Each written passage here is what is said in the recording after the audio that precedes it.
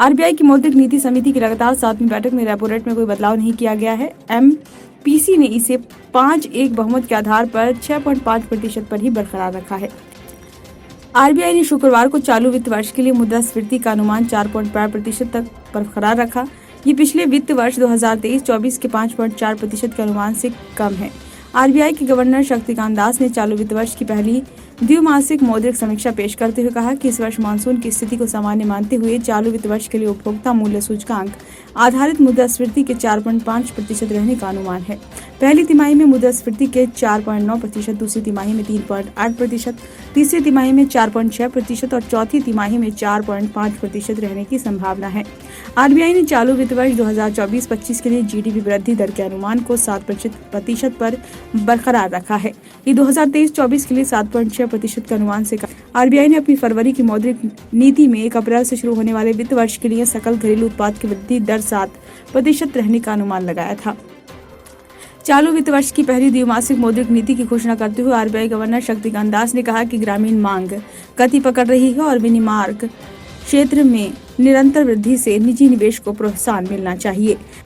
हालांकि इसके साथ ही उन्होंने कहा कि भू राजनीतिक तनाव और वैश्विक व्यापार मार्ग में व्यवधान से कुछ दिक्कतें आ सकती हैं।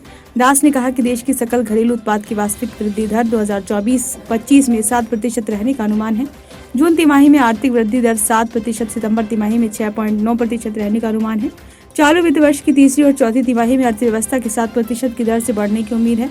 इसकी शुरुआत में प्रधानमंत्री नरेंद्र मोदी ने कहा था कि रिजर्व बैंक को वृद्धि को सर्वोच्च प्राथमिकता देते हुए भरोसे और स्थिरता पर ध्यान देना चाहिए। सीडीएम के माध्यम से नकदी जमा करने के लिए मुख्य रूप से डेबिट कार्ड का उपयोग किया जाता है। एटीएम में यूपीआई का उपयोग करके कार्ड रहित नकद निकासी से प्राप्त अनुभवों को देखते हुए अब यूपीआई का उपयोग करके सीडीएम में नकदी जमा करने की सुविधा भी प्रदान करने का प्रस्ताव है। यूपीआई ग्राहकों की सुविधा को और बढ़ाएगा और बैंकों में मुद्रा हैंडलिंग प्रक्रिया को और अधिक कुशल बनाएगा। भारतीय रिजर्व बैंक सरकारी प्रतिभूति बाजार में खुदरा निवेशकों की भागीदारी को सुगम बनाने के लिए जल्द ही एक मोबाइल ऐप पेश करेगा। आरबीआई के गवर्नर शक्तिकांत दास ने शुक्रवार को चालू वित्त वर्ष की पहली मौद्रिक नीति समीक्षा पेश करते हुए ये प्रस्ताव किया।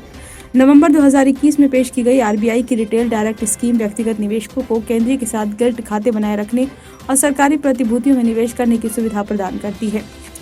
ये योजना निवेशकों को प्राथमिक नीलामी में प्रतिभूतियों को खरीदने के साथ साथ एनडीएसओएम मंच के जरिए प्रतिभूतियों को खरीदने बेचने में सक्षम बनाती है।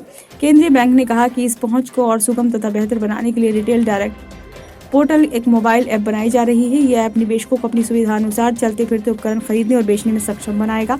ऐप शीघ्र ही उपयोग के लिए उपलब्ध होगा। भारतीय रिजर्व बैंक ने शुक्रवार को चालू वित्त वर्ष की पहली द्विमासिक मौद्रिक नीति समीक्षा में नीतिगत दर रेपो में कोई बदलाव नहीं किया और इसे 6.5% पर बरकरार रखा।